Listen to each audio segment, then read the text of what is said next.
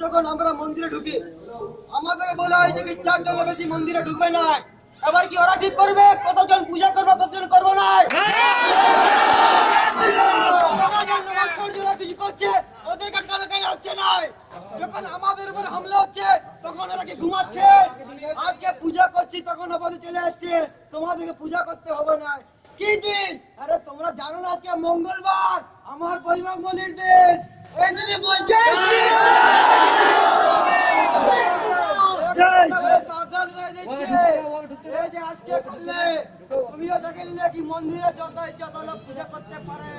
যদি এরপরে আমাদের কাটখানা হয়েছে আর মানবো নাই, আর মানবো নাই, রাস্তা এটা অবরোধ করবো। সব হিন্দু এক হও,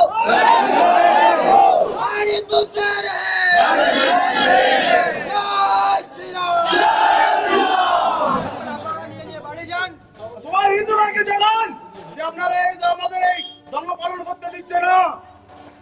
জয় শ্রীরাম, জয় শ্রীরাম। আর যদি কারো কোনো অসুবিধা থাকে ফোন করে আপনি ইমিডিয়েট রিপোর্ট করুন। যখন প্রোগ্রাম করছি তখন প্রোডাকশন তো বাড়ি যাবো তো তখন দিতে হবে।